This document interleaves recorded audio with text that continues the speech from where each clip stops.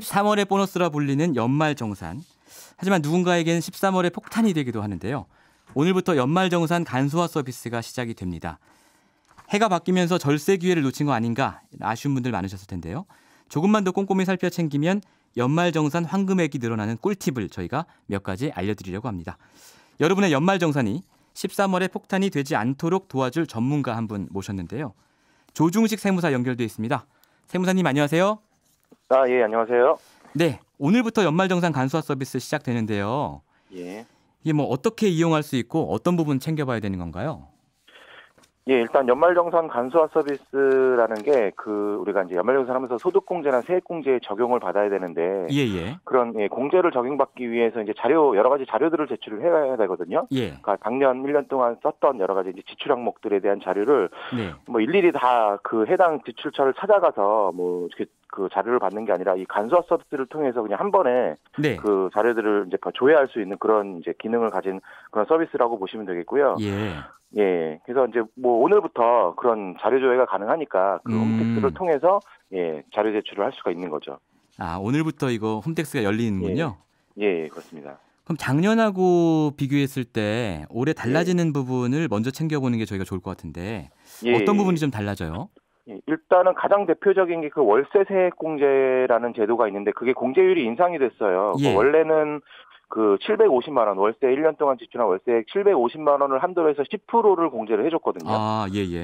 근데 이제 그 연봉이 1900이 5,500만 원이 안 되는 근로자들한테는 공제율을 12%로 높여줬습니다. 그래서 해당되는 분들은 반드시 좀 챙겨야 될 것 같고요. 그다음에 이제 그 신용카드 사용 공제 항목 중에서 그 도서나 공연비 같은 경우에도 신용카드로 지출했을 때 그 소득공제 30%의 소득공제를 해주는 그 도서 공연비 공제가 새로 생겼는데 이것도 그 연봉 7천만 원 이하 근로자들한테 이제 그런 혜택으로 새로 생겼습니다.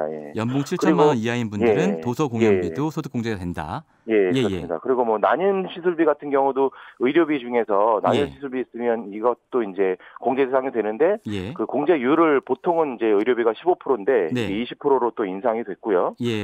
그다음에 전세보증보험료 같은 경우도 보험료 세액공제 대상으로 또 추가가 됐습니다. 뭐 이런 여러 가지 내용들이 있습니다. 그 해당되시는 분들은 꼭 잘 챙겨 보셔야겠어요. 그렇죠. 근데 월세 세액 공제 아까 말씀해 주셨는데요.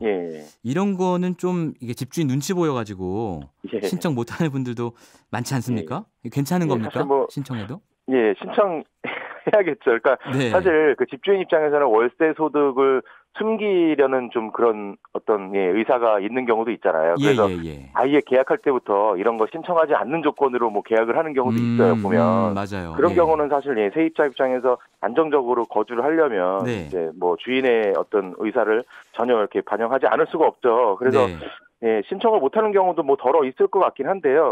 그래도 이게 세액공제가 750만 원까지 10%니까 1년에 75만 원을 돌려주고 이게 거의 한 달치 월세네요. 한 달치 월세를 넘어가는 수준이거든요. 12% 공제 적용되는 분들은 더 클 수 있고요. 그래서 사실 그 거주하는 동안 뭐 이렇게 하기가 힘들다. 그런 경우에는 이 경정 청구 제도라는 게 있어서 5년 이내에는 본인이 공제 적용을 못 받았던 그런 공제 항목에 대해서 공제를 신청을 할 수가 있거든요. 그러니까 이제 그 집을 이사를 가면 다른 집으로 집주인하고 헤어진 다음에 그런 경우에 이제 헤어지고 나서 신청을 하는 방법도 있으니까 어쨌든 뭐 놓치지 말도록 좀 해야 되는 게 필요할 것 같습니다. 뭐 그런 방법도 있지만 그렇게 하지 마시고 그냥 지금 살고 있을 때 월세 소득공제 신청하시는 게 더 좋겠죠. 그렇죠.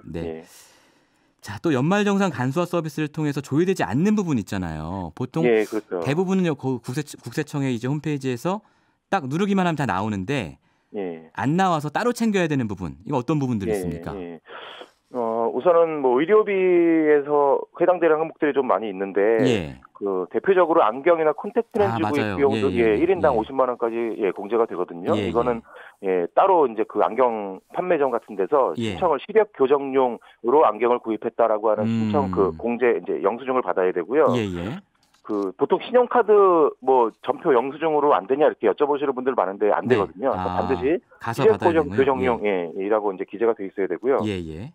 그다음에 뭐 보청기라든지 휠체어라든지 이런 장애인 보장구 같은 것도 직접 구입을 했던 임차를 했던 다 이제 공제 대상이 되는데 이것도 별도로 신청을 해야 되고요. 그렇군요. 예, 그다음에 제가 좀 전에 난임 치료비 말씀을 드렸어요. 난임 치료비 같은 경우는 일단은 병원에 어쨌든 지출한 병원비 중에 일종이니까 조회는 되는데 근데 그게 난임 치료비라고 따로 구분이 안 돼요. 그러니까 일반적인 의료비는 다 15% 공제가 되는데 난임 치료비는 20% 공제가 되거든요. 근데 이게 난임 치료비라고 따로 이게 구분이 안 되기 때문에 본인이 병원에서 그거에 해당되는 비용을 따로 이제 그 서류를 제출을 받아서 확인을 받아야 이 부분은 되는군요. 그렇습니다. 20%짜리 공제다라고 신청을 해야 될 필요가 있습니다.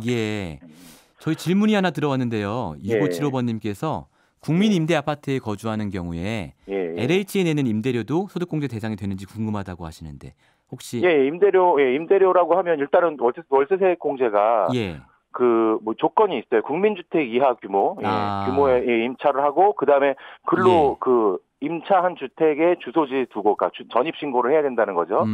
그런 요건들을 충족하면은 다 공제가 될 수 있도록 돼 있기 때문에 그쪽에 그렇죠. LH공사 쪽에 임차를 했다고 해서 뭐 안 될 이유가 없겠죠, 사실. 집주인이 LH니까 눈치 볼 일도 없죠. 그렇습니다. 그 밖에 뭐 종교단체 기부금이나 뭐 지정기부금 이런 것도 저희가 다 따로 챙겨야 되고요. 맞벌이 부부 같은 경우는 어떤? 맞벌이 부부 같은 경우는 일단은 이 자녀를 누구의 공제 대상, 소득 공제 대상자로 할 것이냐를 결정하는 부분이 먼저 우선적으로 필요한데요. 이게 보통은 소득이 큰, 연봉이 큰 사람 밑으로 자녀를 이제 넣는 게 일단은 필요하고요. 세금을 많이 냈으니까. 그런데 이제 반드시 좀 기억하셔야 되는 게, 그러니까 예를 들어서 부부 중에 남편이 이제 자녀를 공제 대상자로 넣었다라고 하면, 그 자녀를 위해 지출한 뭐 의료비나 교육비나 이런 항목들이 있잖아요. 그거는 그 남편이 지출한 경우에만 공제를 받을 수가 있거든요. 그러니까 부인이 둘이 나눠서 지출하면 안 돼요, 결국은. 그러니까 이제 아예 처음부터 결정을 미리 해놓고 이 자녀를 남편 이름으로 밑으로 넣자라고 해놓고 그 한 해 동안 계속 그 남편 명의의 카드나 뭐 이런 걸로 지출해야지만 공제를 받을 수가 있습니다. 그래서 그런 부분들 이미 지났기 때문에 지금은 어쨌든 그런 부분이 엇갈리지 않도록 챙기시는 게 반드시 좀 필요할 것 같습니다. 네, 알겠습니다. 연말 정산 과정 다 챙기지 못해서 누락한 게 있다면 5년이 지나기 전까지는 다시 신청할 수 있으니까요. 이 부분 챙기시는 게 좋겠습니다. 오늘 말씀 잘 들었습니다.